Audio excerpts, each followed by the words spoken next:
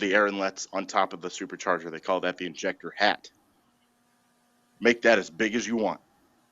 Make the supercharger as big as you want. Although the superchargers themselves, you can't really make those any bigger. Mm-hmm. And also, um, I would not restrict RPM. Go as high as you want. Yeah. And with that, we have now gone live because you came in right in the middle of that, everybody who's listening, whenever you're listening to this, here on Polygon Issuance number 97. The 5th of March, we're doing this on a Saturday in 2016. And we were speaking about drag racing. Woohoo! Because our co-host over here, Matthew, should be in Bakersfield, but he's not. Because he had to work. Well, I didn't have to work. I had family stuff that I had to do. Yeah, that's called being able to live in his household without getting in trouble. And I said that on air. For this instance, provide a certain level of support. I cannot go any farther, but I had to provide a certain level of support. Yeah, so he did the right thing. Yes. But we'll get back to what we were half talking about when I turned the live stream on. But before we get back to it, because we'll want to discuss that. When we're looking at the current weather that we've been having, because you mentioned this before I came on, or not before we came on, before we turned on the stream, that you had to do snow removal this week, which we did have the snow. And now we're talking, or we're seeing in the forecast, and in the not too distant future, severe weather. Not far from here, where we are in the eastern part of Iowa, but it's springtime and spring is approaching, so you can say goodbye to the snow, because knock on wood, I don't think we're going to probably see another some snow. I don't think we will. I wouldn't be surprised if we see snow, but the chances are it's dropping pretty quickly. Yeah, I think accumulating snow events are pretty much over around here. Of course, you could always get that, one system out of left field that could do something. I've seen that around here as late as late April. Yeah. But barring that, I don't see much snow really happening. I think spring has sprung here. I think we're finally out of the winter doldrums, as they would say, and I could not be any happier, because I want to go storm chasing and I want to go drag racing. and we're going to get to the drag racing thing when I look up the thing, because the SPC has risk areas out. Mm-hmm. For Southern and Central California as well. Yeah, because I see right now, and we're going to mention the drag racing that you spoke of when we were coming in, that's out in Bakersfield, California right now. And California, and especially the areas from pretty much from about Bakersfield northward, up through Fresno and up in towards San Francisco and Sacramento, are just getting doused with rain. Mm-hmm. Mm-hmm. And the Sierras are going to get doused with rain and snow. So they're up there. They're absolutely thrilled. But drag racers, they're not probably as thrilled. Not really. They want dry. They want relatively cool and not just dry in terms of rain, but dry in terms of humidity as well. And there's actually some pretty rare air right now over Bakersfield. There's a website that I can't remember the name of it right off the top of my head, but there's a website that will give you all the pertinent weather information that is important to drag racers at the click of a button. All you have to do is just type in the racetrack that you want to look up, and it'll give you temperature, humidity. It'll give you humidity all the way down to water grains per pound of air, which is how drag racers measure humidity. Yeah. And it'll give you corrected density altitude. And And the last I looked, the density altitude at Famoso drag strip in Bakersfield was at like 2,015 feet, which is not great, or it's not bad, but it's not absolutely great. So I think with it getting dark here in a couple hours and them still racing, I think we could see some pretty big numbers, because that density altitude, once the sun goes down, is going to drop, and once that density altitude starts to drop, then the oxygen concentration goes up, and then if you have low humidity, you have more oxygen to burn, which means more power. But the problem is going to be is that they're getting a lot of moisture in the air. Yeah. And humidity levels when the sun goes down tend to come up a little bit, especially when there's a storm system in the area. And when I bring up the SPC site, this is day 3, this is Monday. And there's this lovely slight risk that looks like that. I mean, it looks like if you look at it, it looks like a bulb you plant in the fall or whatever, like tulip bulbs. Mm-hmm. Texas is the bulb, and then there's the little tip up into Nebraska. It just looks very strange. It's like, oh well, we only just have this little bit of Nebraska. Okay. So, but that tells you even with the marginal risk up into Minnesota, it's spring, so we might see some severe weather down or in the plains at least, but I wouldn't say it's going to be overly exciting. I mean, I look at the probabilities, they're the standard 15%. I wouldn't say there's not going to be anything. I did look at some model data earlier that was indicating that there'll be some CAPE, maybe about 1,000 joules, maybe 1,500. STPs look for any possible tornadoes, but there could be 1 or 2. We're not talking outbreak material, but No. so many storm chasers are going all crazy because it's the first real, what I would call an event outside of the South where most people don't chase. And we might talk about the Vortex project that has just recently started down there. Yes.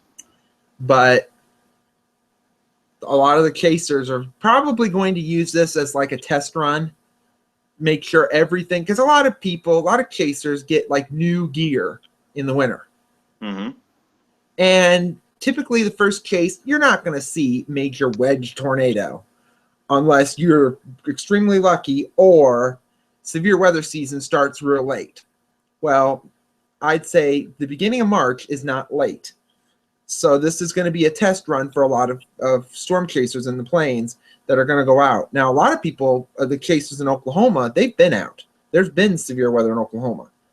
But this is going to be more widespread throughout up into Kansas and even a little bit of Nebraska. So this will be like a test run. We'll see what becomes of it. But I'm hoping a lot of them are not going to be completely disappointed that typically for early systems, early season stuff like this typically is not going to be, oh my gosh, we're talking about April 27th or we're talking like more Oklahoma type days. Yeah. I mean, this is be your standard typical early season event. Bring some wind, some hail, a tornado or 2. So I'm bound to determine we'll see somebody saying bust. So. Oh, that always happens with every event. If you go into enough chat rooms or message boards, there's always somebody who's going to troll it. There's always going to be somebody that's going to blow it out of proportion and make every single little short wave that might produce, one thunderstorm turn it into an April 27th all over again, which obviously none of this is. But I don't know, there's extremes on both ends of it. It's better to avoid them. Now, when I discussed the Vortex thing, I'm bringing that up, so because they started that. So let me screen share this. Woohoo! Vortex. Like Vortex. I like government-funded research projects. So this is the tornado experiment thing. It recently started. March 1st is when it started. I believe it's based out of Huntsville. So this is, UAH, right? yes, that would be correct. So this is what more or less is the Vortex project that you've heard of. There was the Vortex and Vortex 2. Well, you could literally say it's called Vortex Southeast, but you could literally say it's Vortex 3. Because except there's been other vortexes between 1 and 2. There's been multiple vortexes. It's like a multiple vortice type show. I mean, you knew that was coming. So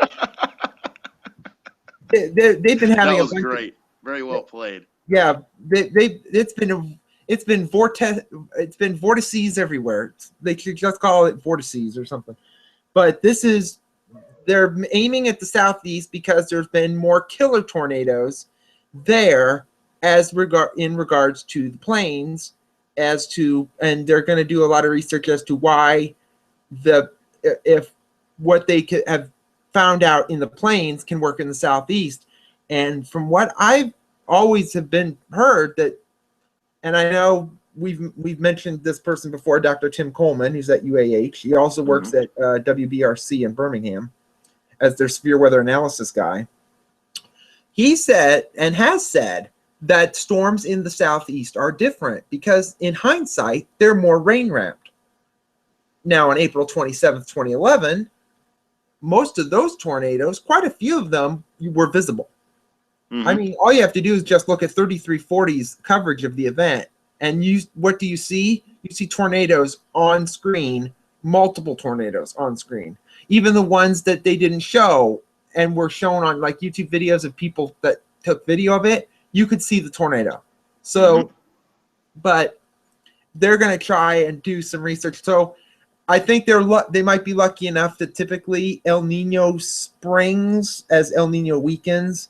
The springs after an El Nino peak tend to be somewhat active still in the south. So we're hoping that they're going to get something. But the funny thing about it was that Alabama broke their record for most tornadoes in the month of February. I saw that. I think that was correct. The average number of tornadoes in Alabama for February is 3, and they had over 20.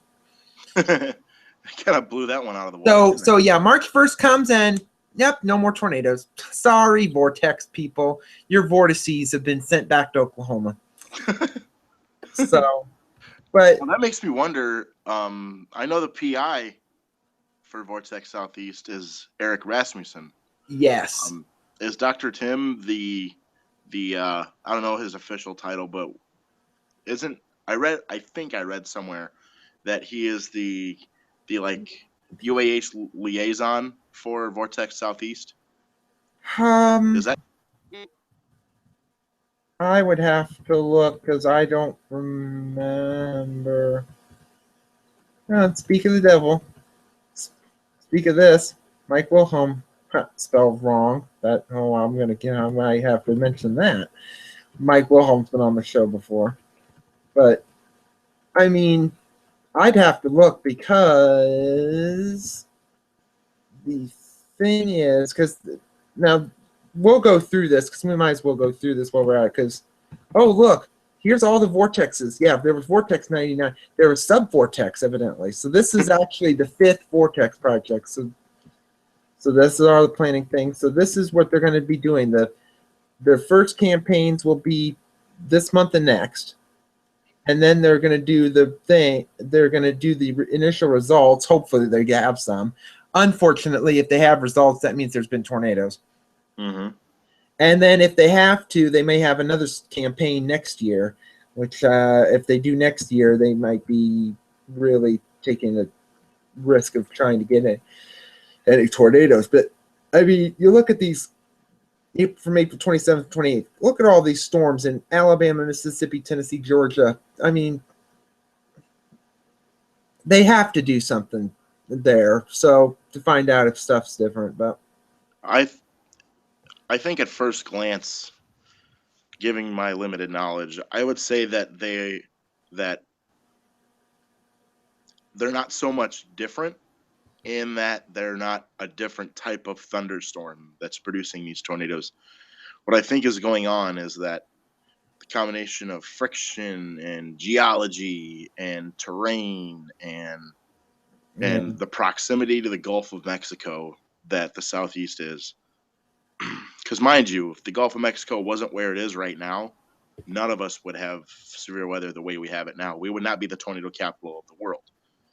So that proximity to the Gulf, along with everything else that happens in the Southeast, I think the biggest difference is how the ingredients come together and in what ways they come together to generate these storms. Because, and where the biggest difference lies, I think, is that a lot of times in the bigger outbreaks, the tornado risk doesn't go away after the sun goes down.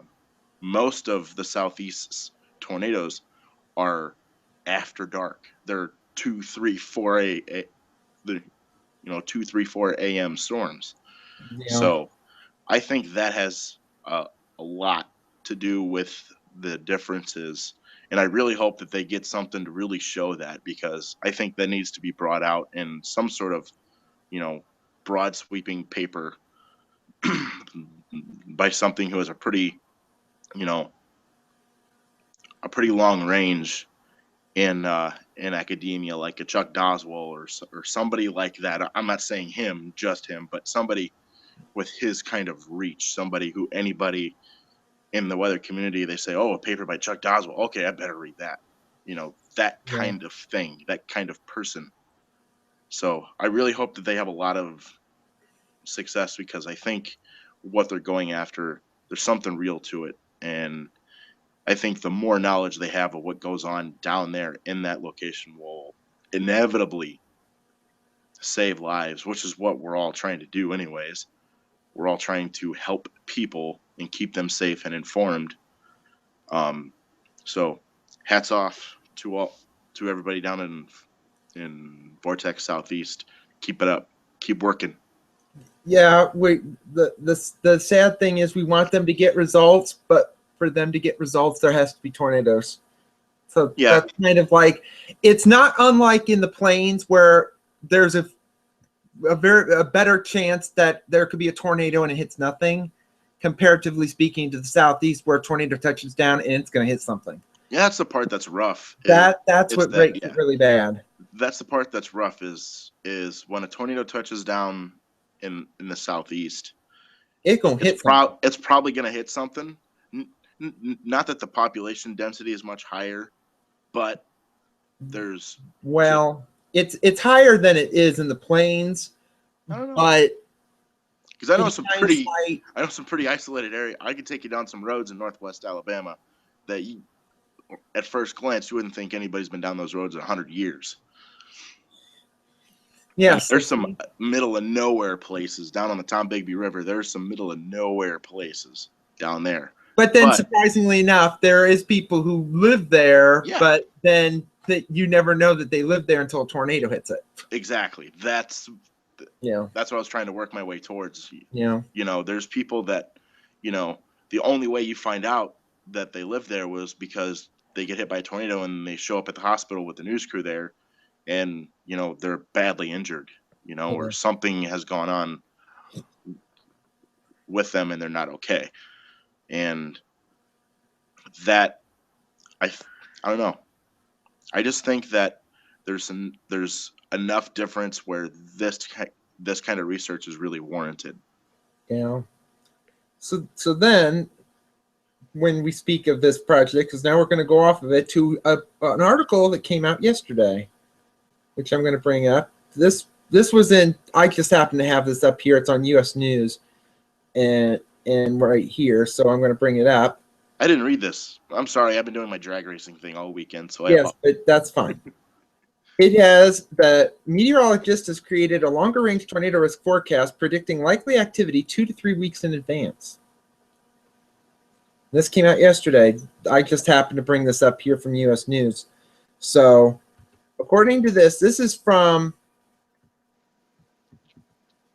Victor Gansini, who's at College DuPage, that's in Illinois, that's outside Chicago, says that he has figured out a way with atmospheric wave patterns to find out where possible tornado activity will be in 2 to 3 weeks. Doesn't mean we're predicting, oh, there's going to be a tornado at X. He just is, from what I gather from this, is he's predicting where the likelihood will be for tornadoes in a certain area over a time.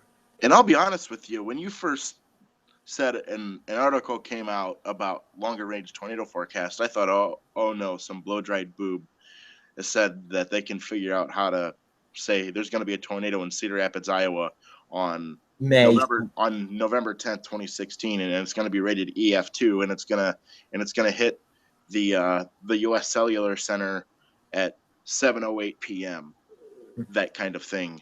But it's really cool to see that the article's saying 2 to 3 weeks in advance, and instead not of 9 months ahead of time or something really outrageous.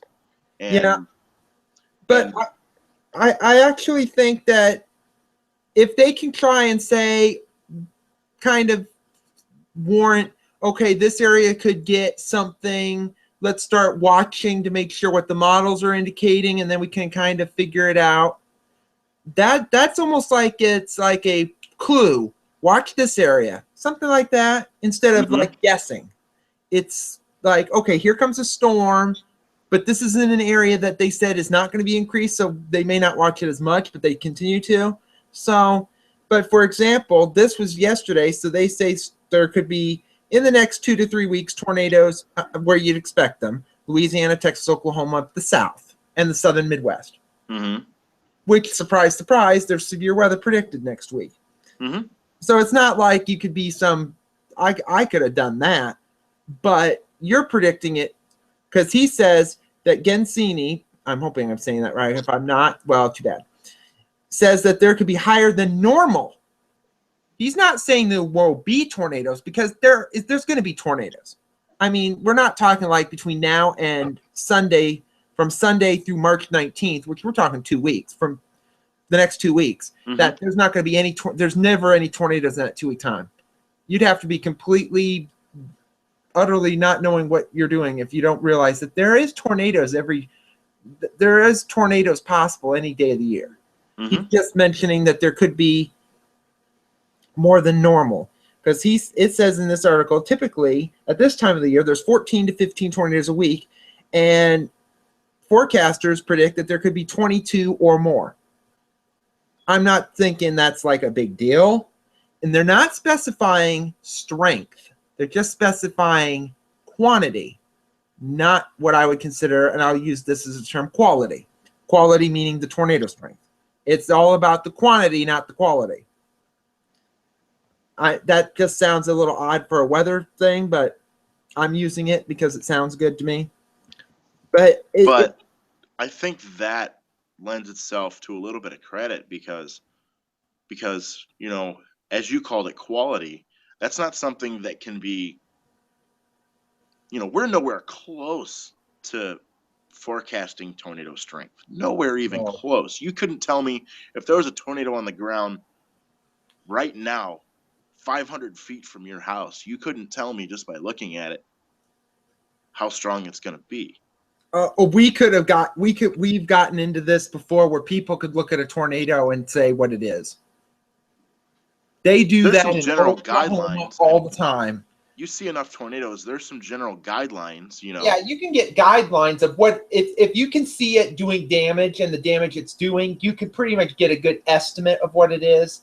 But people could look at a tornado and say it's this. And if they're not seeing the damage that's being caused, then it's generalization. Yeah. But in Oklahoma, there's been so many people that have seen so many tornadoes that I think they've gotten a good, for all the years, they're pretty good at it. But then there's other people outside of the area of Oklahoma and even North Texas, Southern Kansas, that then start listing, oh, that's an EF2, or that's an EF3, or that's an EF1. I mean,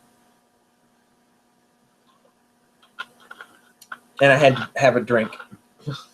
No worries. But what I see here is that Greg Carbon actually said that Gensini's results are promising. So maybe this could be like the light bulb that we're finally going to get somewhere with something.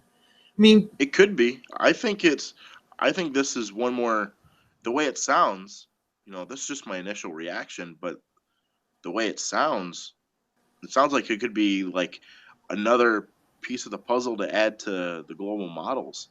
I mean, if you add these kinds of physics, the physics that are probably no doubt lined out in this in this in the body of the paper, if those physics could be somehow added to the models as one more parameter to look at, or one more trend to watch, for the models to watch, I think that could increase our accuracy for not just tornado risk, but severe weather risk in general.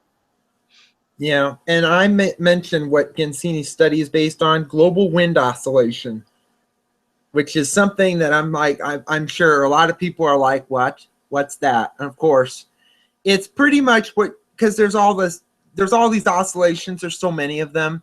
There's the AO, the NAO, all these, and then there's the Madden-Julian oscillation, MJO. Like, the global wind oscillation is pretty much like everything all together. Because you have the NAO, which is the North Atlantic oscillation. So you put all the oscillations together, and this is where you come up with the global wind oscillation, which is pretty much everybody, everywhere on Earth. And that's where he's using it. So and I like how he calls it atmospheric orchestra. That's pretty much what weather is, pretty much. It's an orchestra of atmospheric conditions. And it's always moving around. It's changing, just like music. Yeah. The orchestra analogy is really great because music moves around. It never stays in the same place for very long. It moves around. It ebbs. It flows. It goes really high up, really low down, and then it hits you in the face, and then it kind of backs off, and it looks really cool, and then it hits you in the face again. So that's really good. I think them using those kinds of analogies, I think it means that they're pretty confident in what they're looking at, which I think lends more credibility to the actual study. This isn't just just another blow-dried boob who thinks he can affect tornado results by building 1,000-foot high, 1,000-mile long wall across the Mason-Dixon line. Yeah. And I'm looking through this because this is the site. It's the Extended Range Tornado Activity Forecast, or ERTAF. Everybody has these weather things where you have all these things, so we have to do the ERTAF. Acronyms.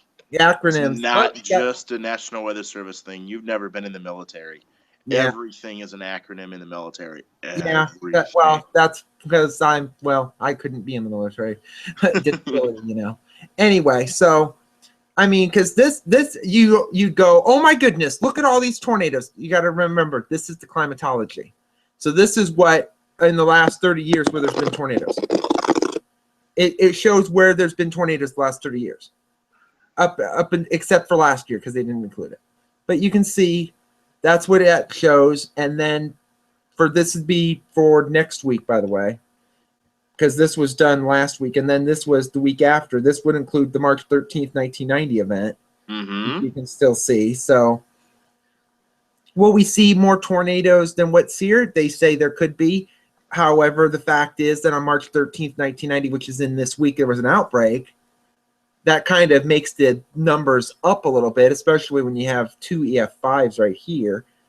But we'll see what it comes up with because they just started doing this, so we'll see where it goes with this. But if you want to look at it, because there's the website right there, the weather.cod.edu / that little thingy mabobber thing, whatever the tilde thing, that thing. Oh, the tilde. That's what it is, I think. The little wave thing. The little wavy thing. Yeah. Yeah, and then that, and then the ERTAF. So, but they did do a thing in Monthly Weather Review for that. So I'd love to see what that's going to say, because there's a lot of people that are really looking at it. So this is going to be something, because he actually looked at even back in April 27th, 2011. So this is somebody I'm going to want to have on the show or get, because this is going to be interesting. And actually, what was his name again? Victor Gensini. Are we talking about the guy at DuPage? Yeah. Yeah. Actually, one of my former soldiers, one of the guys that was under me in my National Guard unit, he just graduated from COD, and his atmospheric science elective professor was this guy. Yeah. And he well, I need to get back in contact with him because he told me he was going to give me his email address, so him and I could kind of get a connection going, because he knows just how much I'm into weather. That's all in the field when we were bored and telling stories. That's all I would talk about is weather stories and stuff. And he remembered that and said, "Hey, this is my instructor. You need to send him an email because he's a really smart guy." And I need to do that. I need to make sure that he sent me that email. But yeah, that's a cool little connection that one of my former soldiers actually was instructed by this guy. Yeah. Now I'm causing more trouble. What are you doing now? No, I'm not doing anything. But yeah. Oh, but we'll see what we get out of this. But yeah, he's really smart. So his real name is Vittorio. Oh brother. He's Italian. Yeah, yeah. You know how Italians are. So, but yeah, he's very smart. So I would feel so bad that I would feel so stupid or something. But yeah, we'll see what happens with that, because I'd love to have him on in an episode. And by the way, I do have his email. Good. So I will, just a minute. What, you're gonna shoot him an email right now? No, hey, can he come on our show right now? No, because who knows where he is right now. Okay, so I'm gonna put it in the chat that's on here, so you should see it. Oh, okay. That's what it says, so that's what we're gonna go with. Okay. But so that's what happened, because I saw that article and I'm like, oh, we need to discuss that. Because I know I saw a lot of people were discussing it. I know there were several people on Twitter that were discussing it because it was like a big thing, because they had the TESA conference down in Texas, and there's talk about that. I know the CCAPS thing that was on Weather Brains a couple weeks ago was down this weekend, and I know there's been a lot of talk about that. They had the climate thing in Colorado. A couple people went to, and that finished up. So there's a lot of stuff going on of late. I think it's because they have to prepare everybody now for severe weather season. Because you ain't gonna want to do much of anything. We still have the end of this month, early April. We have the Severe Weather Adopt the Radar conference in Ankeny. We have the symposium down at Mississippi State. That's in a couple weeks, I think it is. 3 weeks, I want to say. Something like that, because I know Mike in Tennessee, who has been a co-host before, but he's been busy with work, is going down there and whatnot, because that's where he went to school. He went to school through the Mississippi State program. He didn't go to school there. He went online. Yeah, the long range thing. That's what I'm gonna do. Because do the Mississippi State online meteorology program.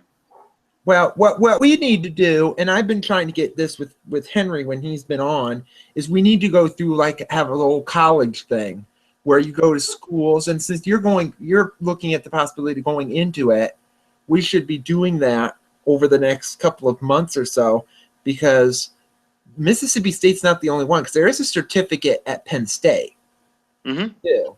So there's a lot of choices around for people, young and old, to go back to school and learn something. So, but other than that, I don't know of anything else that's been going on weather-wise outside it raining. That It yeah. sleeted the other day for about 10 minutes at my house, which really threw me off guard because it Ooh. was like 35 degrees outside. Well, Oh. at the surface. Oh, and then thinking about that, it's about something else. But we had it. This was, I think, the same. It might have been the same day. We were supposed to get snow. You know, snow, that white stuff. We typically didn't get a whole lot of this year. It seemed like, Mm-hmm. and it started out as freezing rain here. It only was a few hundredths, and then it switched to snow. But Mm-hmm. it was kind of like a snow sleet mix. It was a mess. And the last two storms, it seems like they're saying, "Ooh, we're going to get snow," and then we don't get any. A couple days ago, we had that winter weather advisory by the Quad Cities. It Mm-hmm. wasn't here because it's around the Quad Cities. I happened to go down there with my mother to Davenport the day after it snowed. Mm-hmm. Snowed. They had a dusting. Really? I mean, unless quite a bit of it melted, but it looked like it didn't. The roads were fine. Everything was fine, except my parking lot, which was slushy, but everywhere else was fine. And I'm thinking, because I was the second storm, because there was two last week that Right. had wintry weather, and both underperformed. Because I know the first one, there was a lot of people that were saying we were going to get quite a bit of snow, including us, in fact, and we all messed up. I wouldn't say it underperformed, but that's because I have It sustained yet underperformed here. another work-related injury. Uh-oh. I think. I think it's work-related. Oh dear. Well, this is Friday, right? This is Uh Friday yesterday? the morning of, well, Thursday then. The morning of the end of the second storm. Okay. So I'm doing my thing. Um, I'm doing my snow removal. I get off. I want to say it's like 8:30. I get home. I think it's like 8:45. And and I go back in for a couple hours, just to clean stuff up. And I come back home and I was really tired because I didn't get any sleep the night before. So I lay down on the couch in the living room trying to take a nap. And I didn't really sleep. I kind of dozed for a couple minutes, but during the time that I dozed off, when I closed my eyes, I was absolutely fine. I wake up and I could not move my neck at all. Like, picture me with like one of those neck braces on. Yeah. That's how my neck was. I could not move it at all whatsoever. Dying pain. I mean, on a scale of 1 to 10, it was about a 9. It was nasty. Could not move my neck at all whatsoever. Any movement was just excruciatingly painful. Everything was just nasty. And it was right in the back of my neck here, right down here, like right where the back of your neck meets your actual back, right in Yeah. that area. It was real sensitive, couldn't really touch it. It was real tender. And I think I got it from, shoveling not so in a not so safe manner. I couldn't really remember that well, but yeah, for about 24 hours, I was absolutely no good to anybody, and I was a little relieved when you tweeted out that we're not doing the show last night. We're gonna do it tonight because I was a mess last night. It was rough. I Yeah. mean, trying to walk, like getting up out of the couch, was about a 5-minute ordeal because I had to do Yikes. it obviously without bending my neck because I had to bend my neck to move over. Yeah. Um, Finally, I got some ice and heat on it and stuff like that, and I started forcing myself through the pain to kind of move it around like this, just kind of stretching out the muscles. And I did the alternating ice heat thing every 15 minutes. I did that all day yesterday, and it's working itself back out. It still hurts pretty good when I move it a certain way, like right about there. Hurts pretty Yeah. good, but Well, don't do that. that was the weirdest thing ever. I've never had any problems with my neck in my entire life, and then this happens, and I thought like it was a spinal. thing. Like I thought I need to go to the hospital. I think I just nicked my spine. Like I was for a few minutes I was panicking because I was like, I've never had this happen before. What the heck is going on with me? Type of deal. Yeah. And so strange. Well, the interesting thing was because last night, and of course, in hindsight with Matt's thing, his was somewhat winter weather related, sort of. Well, my thing last night was not. My arch of my foot, I must have done something with my foot, and I got a shooting pain on the bottom of my foot, right in the middle where the arch is, Mm-hmm. and it was like a Charlie horse in the middle of my foot. And Bottom or top? I was in horrible pain, and Bottom I of had to your walk foot? around. It's fine now, but On the bottom of your foot or on the top of your foot? no, the bottom. The bottom. Okay. If you stretch it kind of a cockeyed way, sometimes you'll get a shooting pain, like you like displace something or sprain something, like on the bottom of your foot, in the middle between the heel and the front. So are you flat-footed? What? Are you flat-footed? No. You might be wearing flat-footed shoes. But I wasn't wearing shoes. I was actually in my socks. So in your socks? Yeah. I was wearing just because I was actually laying down where I'm on my couch where I'm at right now, and it's done it before, but last night was really bad. It goes away after a while if you put weight on it and whatnot. Right. It's fine because I had to stretch my feet out, take the thing and kind of stretch them out, and they're fine now. It's like last night was not good. I'm like, this is painful, and the fact, and this is another reason why.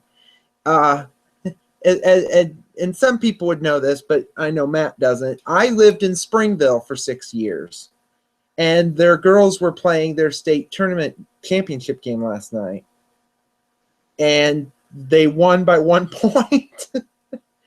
And next week is going to be a mess for me because Anamosa, where I went to school and I live in, is in the boys' state tournament. Mm-hmm. So they look like they have a good shot too. Yeah, we'll see. I feel so bad because they play Tuesday morning at 10:30 at Wells Fargo. Mm-hmm. They're closing school down Tuesday.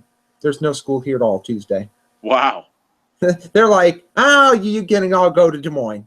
So I hate to think that half the town will be gone Tuesday and nobody. You have the town to yourself, the way it sounds.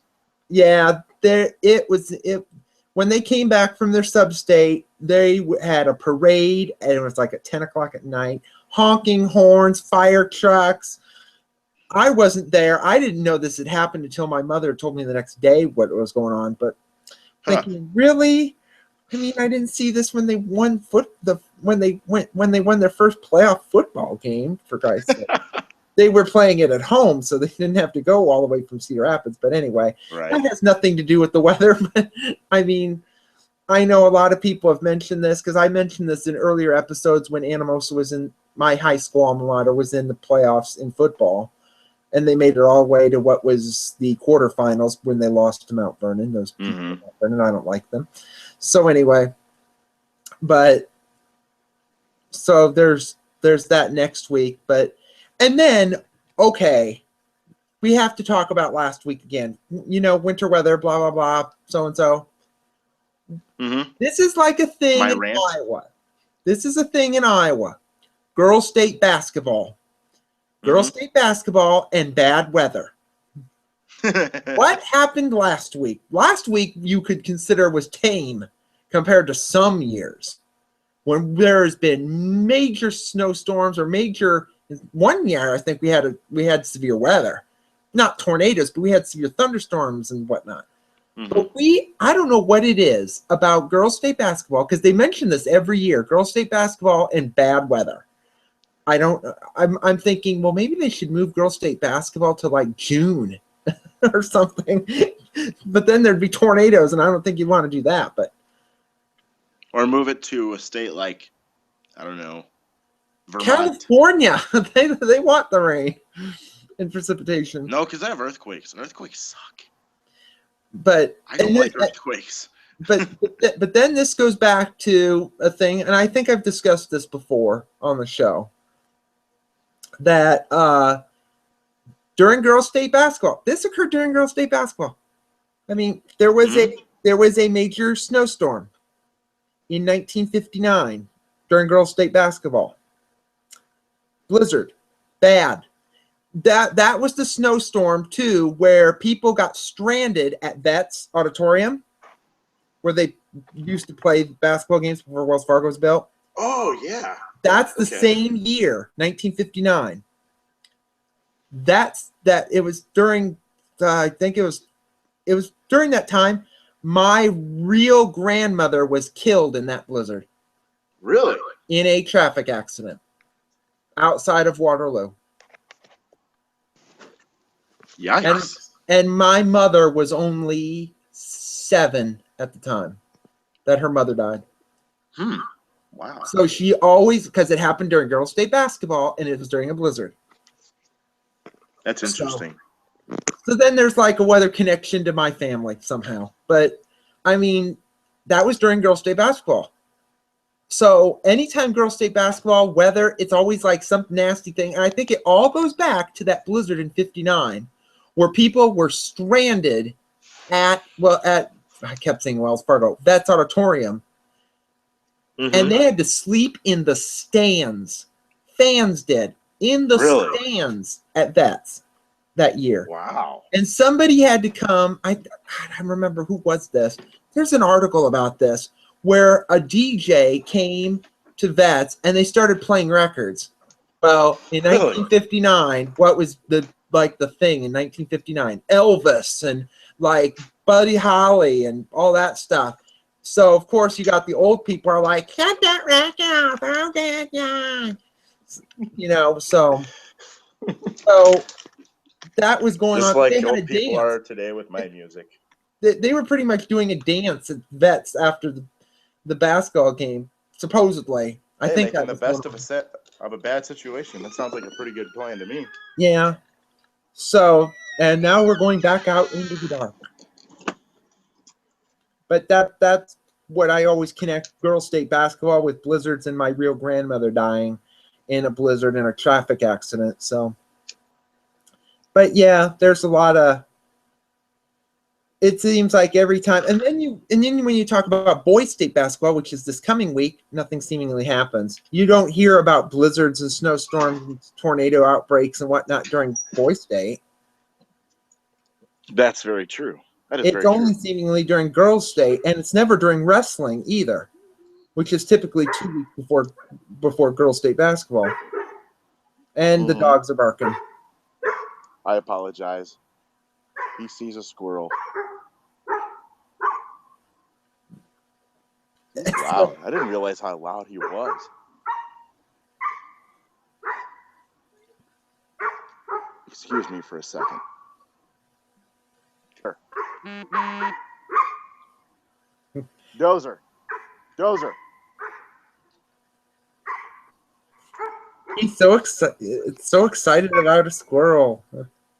He's a hunting dog. He was born to be excited about animals. Come on. So that excitement when it's it must be spring when you're barking at the animals. Oh yeah. Especially the animals that typically wouldn't be running around in the middle of December or January. Oh, you do see chipmunks and squirrels running around then, but not as often. I'm sorry. So, outside of that, do we have anything else to discuss that I forgot about? Not real sure. I don't think so. Outside of wanting to get a hold of 5,000 people and whatnot. But we're still we're getting close to our 100th show. I don't know if I'm going to try. Right now, it's currently scheduled to be on the 25th of March, which is the same day as Tri-State. Yep. Or is it the 18th is the same day as Tri-State? 18th is the Tri-State Tornado Day. Okay, 18th would be the 90. That'll be that, and that's a Friday, so we might try to do something about that. I mean, do a Tri-State Tornado special. Yeah, I don't think there's anybody alive from that. they're all dead. The one who wrote the book about it just recently died, and he Yeah. was 2 during the tornado. He was what? He was He was 2? only 2 years old when the tornado hit, and he just died like a year or so ago. Still, that was a really, really, really long time ago. I Yeah, mean, that was what, nearly 91 years this year? 91 years this year. So, and he just died a year or so ago.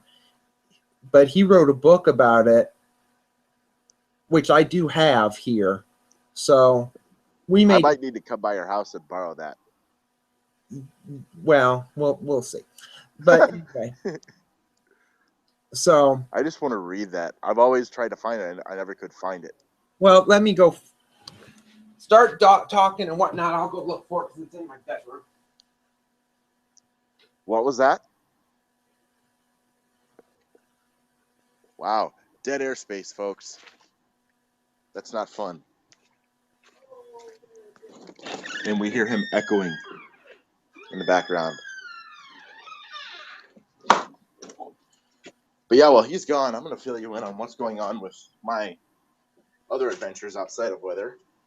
Really quick, the drag racing team that I'm part of is currently in Bakersfield, California. They're doing their drag racing thing at the famous March Meet.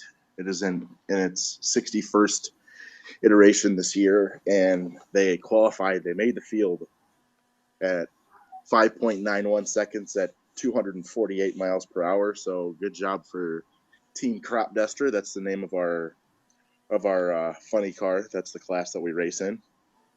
The owners are Frank and Deborah Owsley from Morrison, Illinois. Real good people, real good folks. Can't say enough good things about them. All weekend I've been watching them on a live stream and everything. A lot of good stuff going on out there, and that's something I should probably do a whole show about is weather and racing, because it plays a pretty big it plays a pretty important role in what's going on with the performance of the cars and everything else. There's a heck of a lot that goes into it. So Jeff, if you're there, remind me, we need to do a racing and weather special. Yeah, racing weather. Yeah, I'm here. I cannot find the book. I have all my other books in my bookshelf except that one. So it is somewhere here. Uh-oh. All I know, while I'm looking up, because I know who wrote it. So, but yeah, well, here's the book right here. I don't have it in front of me, but I have the book. Which one it is? The Forgotten Storm, The Great Tri-State Tornado of 1925 by Wallace Aiken. Wallace Aiken. I'm gonna have to look that up. Is that on like Amazon or something? Yeah, it's on Amazon. That's what I'm looking up. Oh. There's actually multiple books about that tornado, but this one is probably the best one because it was written by somebody who lived during it. Okay. So let me just a second screenshot it.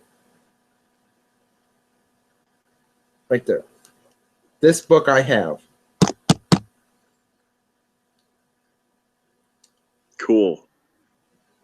And Wallace Aiken just recently died a year or so ago, and he lived in Des Moines because he was a professor at Drake for a long time. So, but he wrote this back in 2004. Now, mind you, that was 79 years after the event, and he still wrote about it. Wow. So that says something. That's when you know a storm left an impression. Yeah. And I'm trying to remember where he was living. I think it was in Carbondale. And I think it was Carbondale or Murfreesboro. I can't remember which. I think it was Murfreesboro. Really good friend. Carbondale wasn't hit. I think it was Murfreesboro. I have a really good friend who just purchased a golf club just north of Carbondale in a little town called McCanda, which I think that town was actually affected by the tri-state tornado. Since he's down there and he's living down there permanently, obviously, he's from here in Cedar Rapids. I might try and get him to find somebody from Southern Illinois University to come on the show and talk to us about it a little bit more, because I'm sure that their history department or their atmospheric science department would have something. Now, who are you talking about? I was getting up and then kind of left and then came back. There's I have a really close friend of mine who just recently purchased a golf resort down there with his dad. In fact, do you remember the Woods to Wedges on the corner of Highway 13 and 151 in Marion, across the way from Walmart? The driving range? Yeah, the driving range thing that had a small little mini golf thing. Yeah. Those people are the people that the owners of that are the people that just bought this golf resort down in Southern Illinois. They just transferred ownership just a couple months ago. You know, now I know what it is, but yeah, I know Tony Laubach's down there. Yeah, he is. And I tried to get somebody on from down there before to talk about that. I mean, they've had the person on Weather Brains from Weather Service Office in Paducah, Okay. Pat Spoden, who I think did see while I was at NWA. So Cool. I didn't see him in person, but I saw him. I saw a bunch of people at NWA. I wasn't like going, ooh, and getting all excited. I was like, okay, I know who that is. So it's like, who cares? I would. Like Kim Cantori. Yeah. I would. I get starstruck. I get fanboy. I go fanboy mode pretty quickly. Yeah, but as long as you don't start sounding like a girl, I'm going, oh my God. No, I don't go that crazy. I'm just like, whoa, that's awesome. We're not worthy. We're not worthy. That's kind of how I get. I only got excited and when we got into town and I saw Kim Cantori on a street corner. That's the only time I got excited. It's like, Kim Cantori! And Henry, who was with me, is like, who cares? The only person the one that was in an elevator with him, and I wasn't there. The only person I think I would genuinely get that excited about, where I'd start screaming like a little 4-year-old girl, is probably Chuck Doswell. Then you wouldn't have wanted to see me at NWA. I saw Chuck Doswell so often. I actually brushed past. All you had to do was find the hat. Yeah, I brushed past him several times. So I knew who he was. I'm almost thinking about sending an email to him. You, Mr. Because Doswell? I've actually, not knowing, but I have known now that I've actually talked with him before. Really? So, surprise, surprise. I didn't know it at the time, but I kind of sort of knew it was. But so we might see this, because I know Mike in Tennessee has discussed this. Myself and him have discussed this about possibly wanting Chuck on the show when Mike was still with me. Mm-hmm. So, but we'll see what comes of it, because we have several guests possible. You know how possible it is. So, and I know that Derek has mentioned the garden guy has mentioned that he wants to discuss plants again, because it's getting to be plant season again. So we might have to have Derek back on. I know that would sound like, oh, plants. But no, plants are interesting, because I get all excited about plants. So, because my father, when he was alive, God bless him, had to do the garden center stuff at the grocery store. So I was involved, because I had to go and help him with it, which I didn't mind. I had to watch him water the plants. I had to watch him do all this stuff. I can remember the times when they would get the plants way too early, and then here comes frost, and he had to turn on the heaters and shut all the doors. And it's like, because every year when plant season started earlier. By the time my father stopped doing it, right before he retired, plant season started in mid-April. That is way too early to be buying plants. I mean, the last freeze here is typically the 1st of May. Mm-hmm. So And there's people, especially at Walmart, putting their plants out probably in the next week or two. Are they that dumb? I mean, really? They just want to get that much further in front of the 8 ball. I don't know what But 8 ball they're trying to why? get in front of, but I mean, I know they're going to get the stuff set up for plant season because they'd have to do that at least a week or two ahead of time. But to get plants this early is ridiculous. I mean, I don't understand. I think they want to try and get it started as soon as they can. So then they can go to Christmas items real quick. Sustain. Well, yeah, but they can actually sustain them without running the heaters 24/7 without much worry. They can leave them off, a night or two or whatever. Yeah. So people can at least get their stuff bought and ready. So when it is warm enough, for a long enough time, then they can go out and start doing their plants. But yeah, Derek's not here, so we're talking about plants. So yeah. Because I got on him because there was this thing where there was a thing about the DNR. I think it was the DNR or something or other was doing trees. Get these trees because it was in the Gazette. I think it was in the Gazette. Mm-hmm. Where you can buy these trees. So I sent the thing to Derek, and he's like, "Oh, some of these trees are bad and whatnot." And and I'm thinking, "Uh-oh, that might be trouble." That sounds like controversy. That sounds like something I want to wait for a Polygon and not discuss it between ourselves. Because he goes.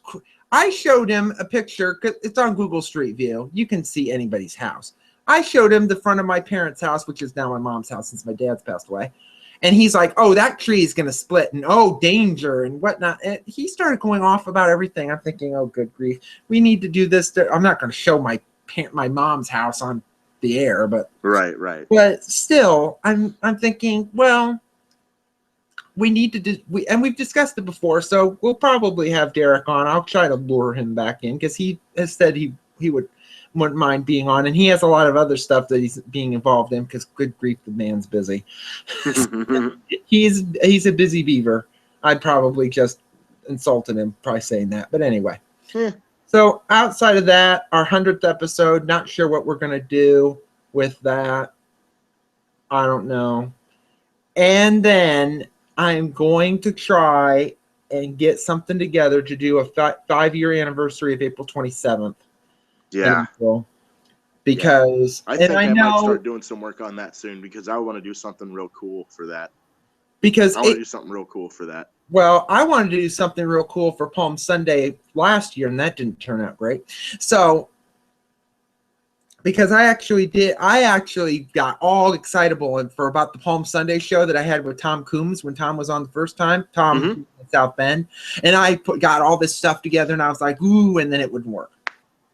And I did all this work because it's like, but about April 27th. Now, for those that have been seeing the show before, you would be like, oh my God, you've had like all these people on about April 27th. Yes, that would be true. I've had like so many guests on to talk about April 27th. And then I've tried to get as many other guests to be on to talk about April 27th that wouldn't respond to me. Because otherwise, this podcast would have been called Polygon. It would have been called April 27th. Gone. I mean, I have had Storm Chaser, well, Mike Wilhelm. I have had Jason Simpson. I've had Matt Lobhan, who he has an interesting story about April 27, 2011. He was more or less famous for being Tupelo, for the Tupelo tornado.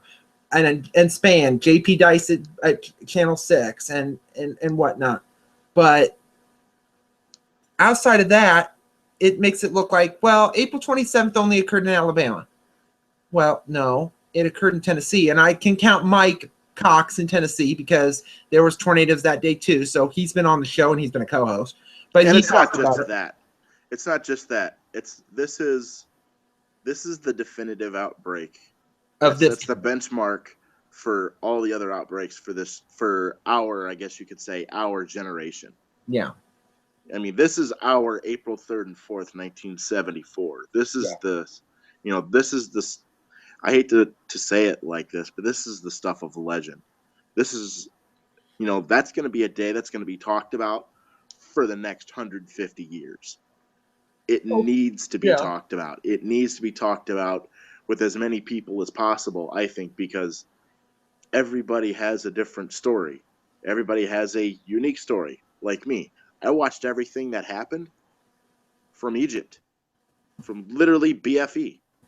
The first thing I saw on April 27th, 2011, when I brought up James Spann's live feed, was the Tuscaloosa tornado as he was bringing up Lurleen B. Wallace Boulevard.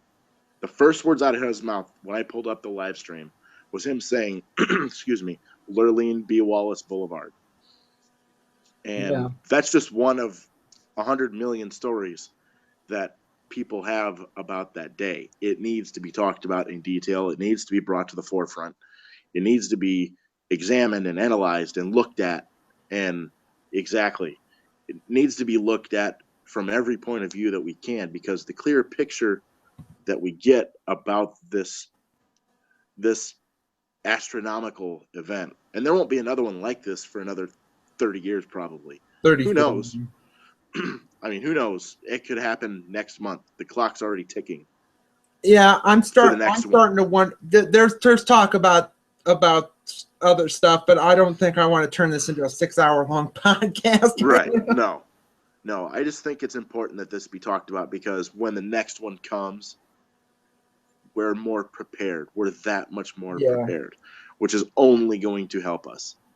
And of course, I brought up Kim Cross's book because, and I have not bought it yet because I'm still stupid, but I'm probably going to buy it in the next week or so because I finally did find it. I don't want to buy it on Amazon. I'd want to like get it and like read it like right now, not wait like days. But Then and buy I a want to Kindle. buy it and do it to the local economy, not to Amazon's bottom line. But anyway, so I'm gonna probably get this because, and I wouldn't mind getting Kim on because Kim Cross was on Weatherbrains. Well, that's all well and fine, but having her on a 5-year anniversary seems more appropriate, and then having more people on, because this would be something to discuss. Because we've had, and you can go back and look at all the shows. I could start naming off all the shows that all the April 27th people were on.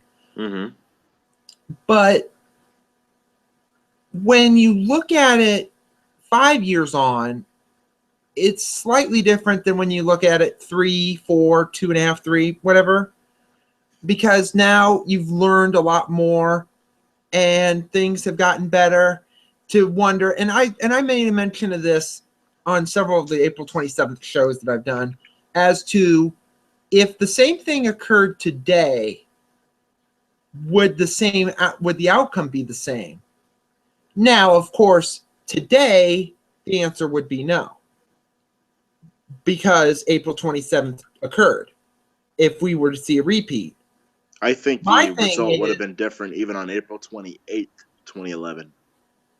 Well, my thing is now, if April 27th, 2011 didn't occur then, but occurred now, would the outcome be the same?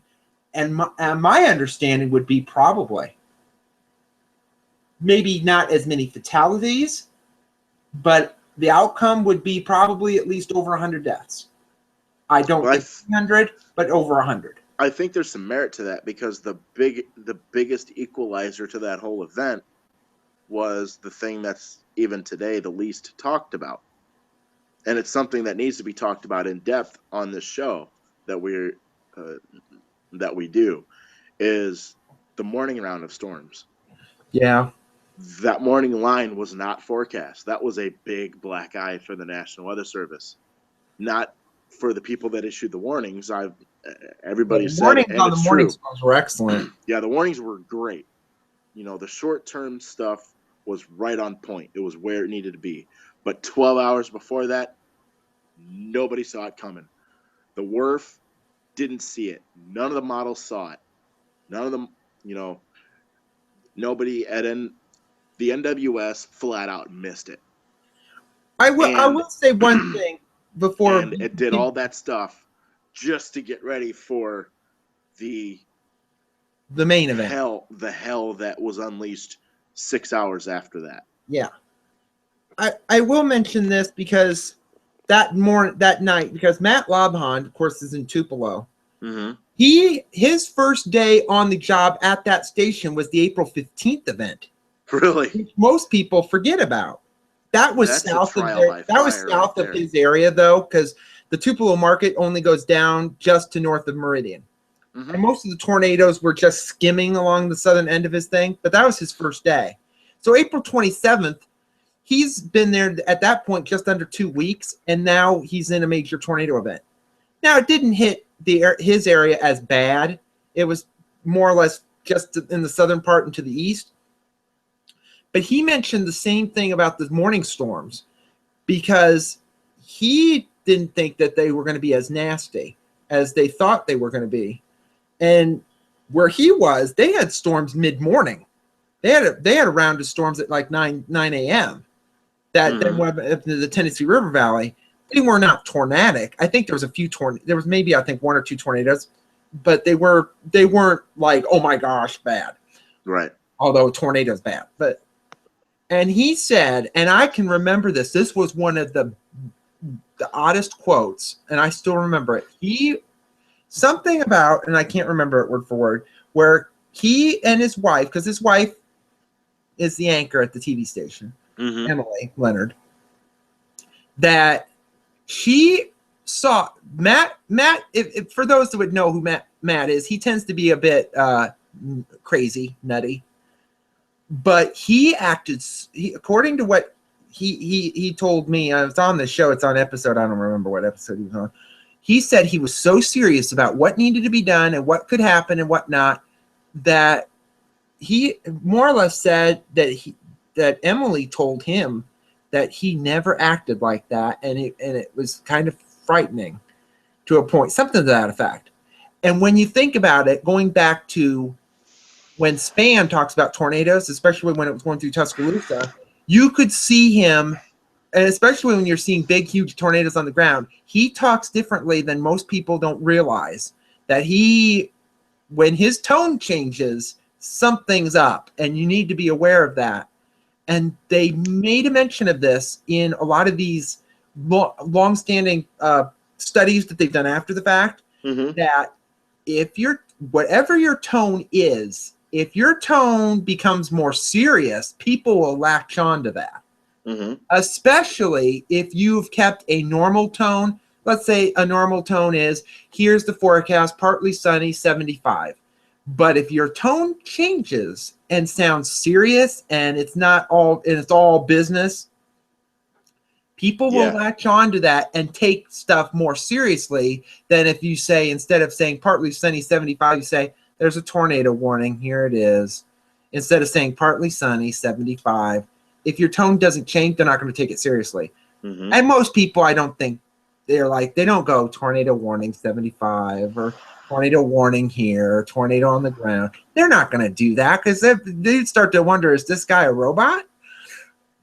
But if the tone even goes up, like, for example, when anybody says, here's a possible tornado, when they say a possible tornado, you can tell a difference when it's a possible tornado or one that hasn't been sighted. But then when they say a tornado's on the ground, you can hear it elevate. It's changed. Most people most people flip a switch in their head, and that's what a lot of people need to really start paying attention. And I think the weather people need to really start paying more attention about that and start bringing that seriousness in, maybe a little bit before the confirmation, just to give that much more, I guess, lead time, I guess, is the best word. You're talking about that seriousness. I remember watching like a 1 year later type thing that ABC 3340 did, and they interviewed Jason Simpson. Yeah. And same thing. And he was talking about, they were having a meeting that Wednesday morning, the morning of the 27th, and he walked up to the news director that was on standby, and he said, have I ever told you that that during a severe weather event, people are going to die. And the director said no. And he goes, well, today's the day. Today's that day. And then he just tears. Well, what And made it worse was that was between the morning event and the afternoon event. yeah. And the morning And it event, still looked that bad. his family got nailed by tornadoes and bad weather. Mhm. So he was already what I would call affected. Yeah, he was already on edge. Now, And rightfully so.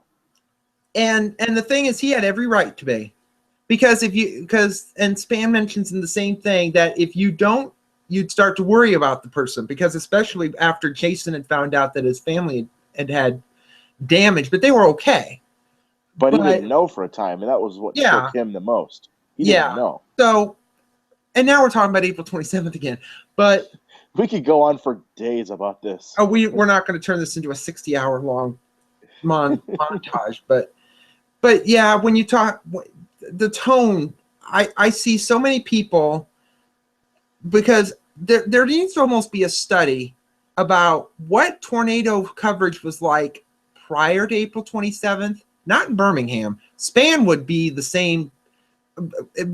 Although there are slight differences now to Span's coverage since that day, but before and after, because I think because of April 27th, 2011, coverage changed, except in Oklahoma, where they're all gangbusters about anything. There's a tornado warning. There's like 60,000 storm chasers looking at it.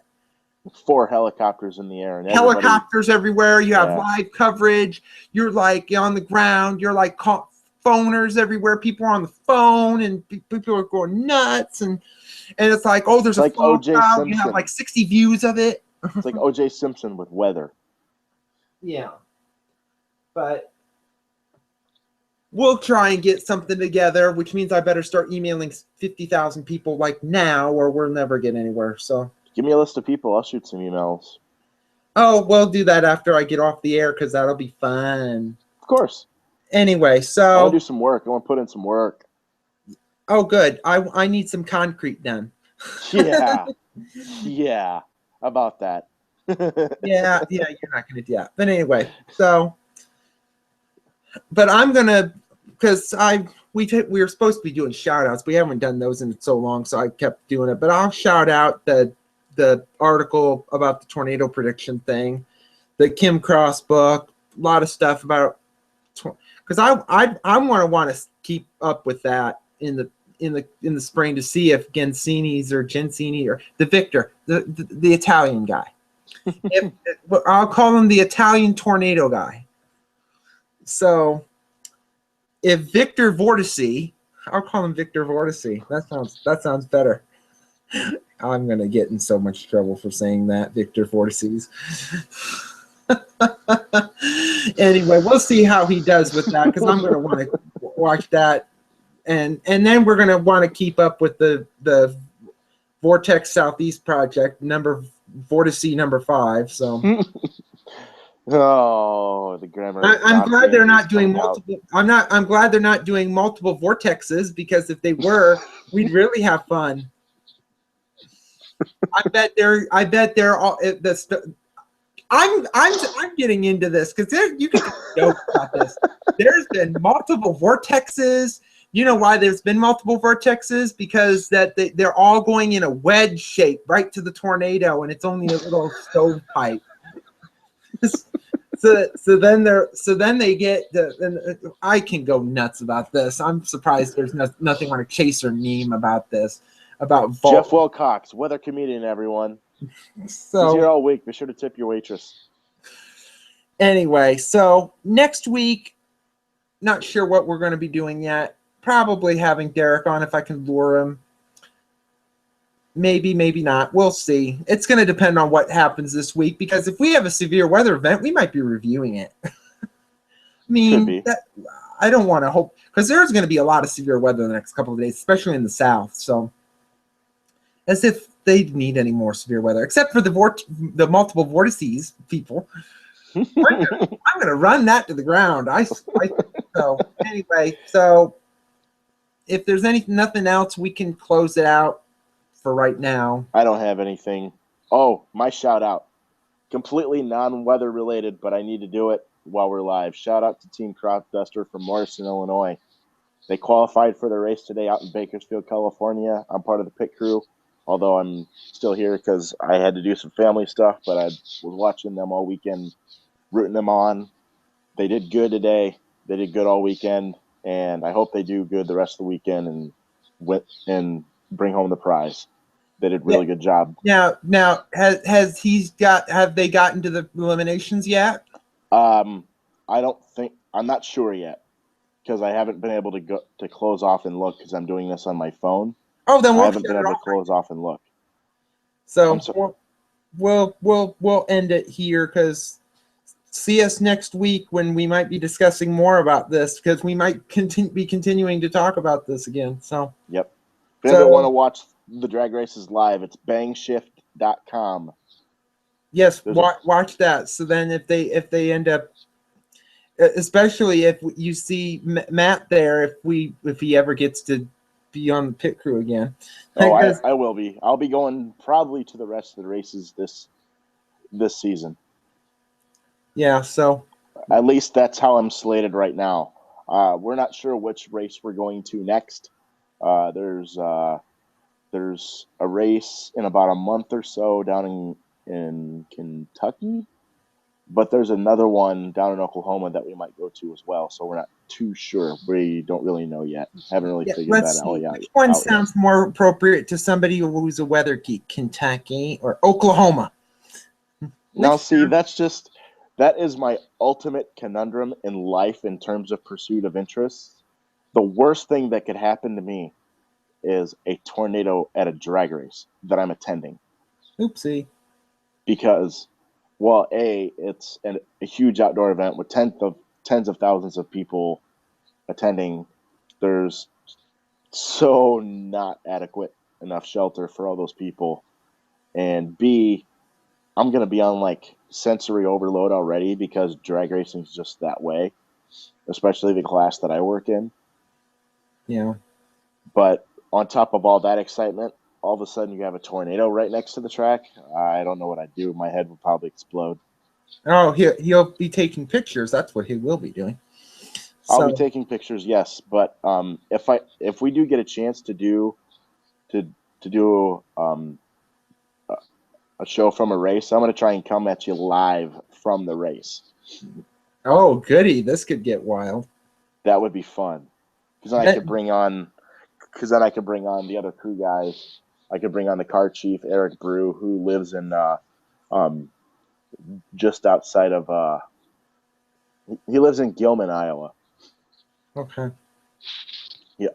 He's a genius, and he's an absolute genius. But he's the guy that kind of helps the crew chief / owner come up with the tune for the car for each run. So it'd be interesting to see what he has to say about what weather has to, what part that weather plays into his decision. Yeah. That means that when you're getting more in tune with the weather, that means you'll be the weather person if you haven't been already. I kind of already am, but they don't have their own weather station yet. That's coming. That has already been ordered. The owner already ordered the best weather station money can buy. Yeah, they have money. So they have money. So with that, we're going to quit because I said we were going to stop 10 minutes ago and we kept going. So we're going to say, let's wave bye-bye because I'm not turning my thing on. So we're going bye-bye. Bye-bye. Bye.